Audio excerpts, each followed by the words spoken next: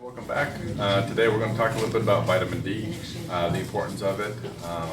Consequently, vitamin D is not actually a vitamin in its right classification. It's a hormone, and being how it's a hormone, it needs to actually be treated as such. So you don't need a whole lot in order to make a whole big difference.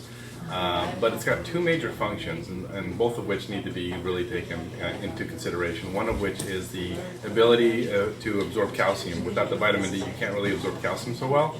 Obviously, there's other things like magnesium that's needed to also help absorb the calcium a little bit better, but without the vitamin D, you can't do that, okay?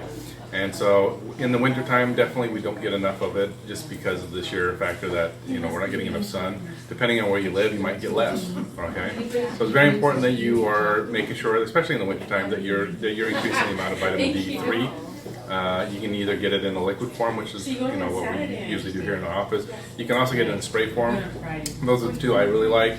I'm not a big fan of a hard tablet. They do make them in a small gel tablet as well. But I like about 5,000 to 10,000 IUDs a day. It does help out. So there's that one factor, and especially in the wintertime. You got to think also in the summer we're also lathering ourselves up with the SB50. Sunscreen and all this other stuff. So we're kind of not getting as much as we really should be because we're kind of blocking it out. So this leads over long periods of time to deficiencies with the vitamin D. So please make sure that you can get it checked by your physician, but you can also just take it as a supplement.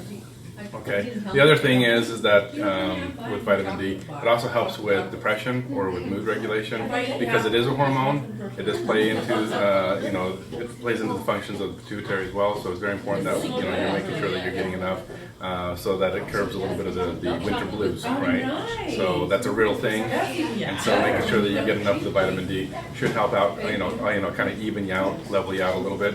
So, those are the two things that I'd really like to consider about that. Unfortunately, there's one picture that I do have up here on the board. If you don't get enough vitamin D as far as the calcium absorption goes, your bones become porous. And as they become porous, they become weak and brittle. So if you do fall, or if you do have a little jolt or something that impacts it, it could actually collapse, okay? There's two things that go off in my head right away when a bone collapses and I catch that on an x-ray. Is either it's cancerous or you got osteoporosis really bad. Either which are not good because the vertebra is not supposed to collapse. But, that's why you want to have proper maintenance. You could be getting enough calcium, but just don't have the ability to absorb it. So anyway, for your health, keep following us here. We're going to continue to talk about some interesting topics, hopefully stuff that you didn't know about. All right, guys? Take care now.